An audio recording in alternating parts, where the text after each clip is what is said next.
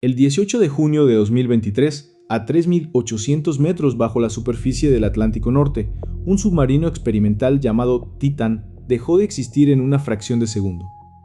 No hubo gritos, no hubo tiempo para reaccionar. La presión del océano aplastó el casco de fibra de carbono como si fuera una lata vacía. Dentro iban 5 personas. Ninguna sobrevivió. Y lo más inquietante no es que fallara, es que había gente que sabía que iba a fallar, que lo advirtió por escrito, y que fue ignorada. Esta es la historia de un sueño que se convirtió en obsesión, de las advertencias que nadie quiso escuchar, y de cómo la ambición humana puede chocar de frente contra las leyes más antiguas del planeta, las de la profundidad. Todo empieza con un hombre que nunca quiso quedarse en la superficie. Stockton Rush nació en 1962 en una antigua familia adinerada de San Francisco. Era descendiente de 2 firmantes de la Declaración de Independencia de Estados Unidos. Estudió ingeniería aeroespacial en Princeton. Soñaba con ser astronauta. Cuando su vista no le permitió pasar las pruebas, cambió de planeta. Si no podía ir al espacio, iría al otro extremo, al fondo del mar. En 2009, junto al emprendedor Guillermo Sondlane, fundó OceanGate. La idea era simple y ambiciosa al mismo tiempo: llevar las profundidades a todo el mundo. Transportar turistas adinerados y científicos a lugares donde antes solo llegaban gobiernos o ejércitos. Rush lo decía sin rodeos: el futuro de la humanidad está bajo el agua, no en Marte. Quería ser el Elon Musk de los océanos. Primero compraron un submarino usado, después construyeron el suyo. El Titan no se parecía a nada de lo que existía. En lugar de un casco esférico de titanio o acero, el diseño clásico y probado, usaron un cilindro de fibra de carbono de 5 pulgadas de grosor, unos 13 centímetros, cerrado en los extremos con cúpulas de titanio. Más ligero, más económico, más rápido de fabricar y, según Rush, más innovador. La industria de los submarinos lo miró con desconfianza. La fibra de carbono es excelente para resistir la tensión, pero se comporta de forma peligrosa bajo una compresión extrema. Cada inmersión profunda puede generar fisuras diminutas e invisibles. Los expertos enviaron cartas. Empleados de la propia empresa levantaron la voz. Un director de operaciones, David Lockridge, elaboró un informe con 27 problemas de seguridad.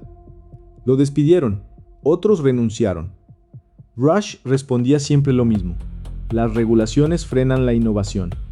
Si no rompes las reglas, no avanzas. En 2021, el Titan llegó por primera vez al Titanic. En 2022 volvió. Y durante ese viaje de 2022 ocurrió algo que, con el tiempo, se revelaría como el principio del fin. Durante un ascenso se escuchó un estruendo seco y profundo dentro del casco. Los sensores registraron el evento. Rush lo atribuyó a movimientos normales. Nadie detuvo las operaciones. Nadie sacó el submarino del agua. Ese sonido era la fibra de carbono empezando a romperse por dentro. El 16 de junio de 2023, el barco de apoyo Polar Prince zarpó de St. John's en Terranova. A bordo iba el Titan y 5 hombres que, por motivos distintos, habían decidido bajar al mismo lugar donde 111 años antes se hundió el barco más famoso de la historia. El primero era Stockton Rush, de 61 años. El piloto, el dueño, el soñador. El segundo era Paul Henry Nargeolet, de 77 años, francés, excomandante de la Marina. Había bajado más de 35 veces al Titanic. Lo llamaban Mr. Titanic. Conocía cada pieza de los restos mejor que muchos historiadores. Para él no era turismo. Era regresar a un lugar que ya formaba parte de su vida. El tercero era Hamish Harding, de 58 años. Británico, empresario de la aviación. Poseedor de varios récords Guinness: el vuelo más rápido alrededor de los polos, la inmersión más profunda en un submarino tripulado. Había volado con Blue Origin. Vivía obsesionado con los límites. En su última publicación en redes escribió que esa sería, probablemente, la única misión tripulada al Titanic de 2023 por el mal tiempo. Los 2 últimos viajaban juntos. Shahzada Dawood, de 48 años, empresario pakistaní-británico, vicepresidente de un gran conglomerado industrial, y su hijo Suleiman, de 19 años. Suleiman era estudiante universitario. Le gustaban la ciencia ficción, los cubos de Rubik y el voleibol. Su padre lo había invitado. Era el Día del Padre. Christine, la madre y esposa, los vio subir a la plataforma flotante desde el Polar Prince. Suleiman llevaba un cubo de Rubik en la mano. Shahzada, una cámara Nikon, querían fotografiar el Titanic con sus propios ojos. A las 8:00 de la mañana del 18 de junio, el Titán quedó sellado. Los 5 hombres se acomodaron en el estrecho interior. No había asientos reclinables ni ventanas panorámicas. Solo una pequeña ventanilla de 21 pulgadas y el ruido de los sistemas. El descenso comenzó. Durante casi hora y media, todo parecía normal. Llegaban mensajes cortos de texto a la superficie. All good here. Todo bien por aquí. A las 10:47, a más de 3.000 metros de profundidad, el Titán envió su última transmisión. 2 segundos después, en el Polar Prince, se escuchó un golpe sordo que venía del océano. Al mismo tiempo, un sistema de la Marina de Estados Unidos registró una anomalía en el sonido, compatible con una implosión. El contacto se perdió. Durante 4 días, el mundo entero contuvo la respiración.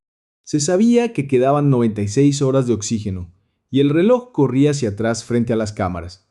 Barcos y aviones de varios países rastreaban una zona del Atlántico enorme. Los titulares hablaban de golpes rítmicos detectados bajo el agua, cada 30 minutos, como si alguien golpeara el casco pidiendo ayuda. El mundo se aferró a esa esperanza. Las familias esperaban, millones de personas seguían la búsqueda en vivo. Pero esos golpes nunca fueron del Titán. Eran ruidos del propio océano. Porque la verdad es que 4 días antes, cuando se cortó la comunicación, ya no quedaba nada que rescatar. El 22 de junio, un vehículo a control remoto encontró el campo de escombros. A unos 500 metros de la proa del Titanic yacían los restos del Titán. El cono de cola, la cúpula delantera, fragmentos del casco de fibra de carbono. La implosión había sido instantánea. La presión a esa profundidad es de casi 400 atmósferas. Nadie tuvo tiempo de sufrir. Nadie tuvo tiempo siquiera de darse cuenta de lo que ocurría. Las investigaciones tardaron 2 años, y cuando llegaron, fueron demoledoras. En agosto de 2025, la Guardia Costera de Estados Unidos publicó su informe final, 335 páginas. Su conclusión cabía en una sola palabra: evitable. La tragedia se pudo haber evitado. El informe describió una cultura de seguridad gravemente deficiente dentro de OceanGate y señaló que la empresa había usado su reputación e incluso tácticas de intimidación para esquivar los controles. La responsabilidad recaía, sobre todo, en un hombre, Stockton Rush. En octubre de 2025 llegó el segundo informe, el de la Junta Nacional de Seguridad en el Transporte, y contenía el dato más escalofriante de toda la historia. El casco de fibra de carbono se había ido dañando en inmersiones anteriores. Las capas del material se estaban separando por dentro, algo invisible desde afuera. Los propios sensores del submarino ya habían registrado señales de que algo andaba mal. Según los investigadores, el Titán debió haber sido retirado del servicio después de la inmersión número 80. La inmersión final fue la número 88. Bajaron 8 veces más de las que debían, y a la octava, el océano pasó la factura. La empresa cerró sus operaciones pocas semanas después de la tragedia. Nunca volvió a sumergir a nadie. Hoy el Titanic sigue ahí abajo, a 3.800 metros, rodeado de oscuridad y de presión. Y a unos cientos de metros de su proa descansan los restos de otro sueño humano que quiso desafiar las mismas fuerzas que hundieron al barco original. Stockton Rush quería abrir el abismo a la humanidad. Hamish Harding buscaba un nuevo límite. Paul Henry Nargeolet regresaba a la obsesión de toda su vida. Shahzada y Suleiman Daoud querían vivir una experiencia juntos, padre e hijo. 5 historias distintas. Un mismo destino. El océano no perdona la arrogancia. Y a veces, cuando el silencio es demasiado profundo, nos recuerda que hay lugares donde el ser humano todavía no debería estar. Esta fue la historia del Titán.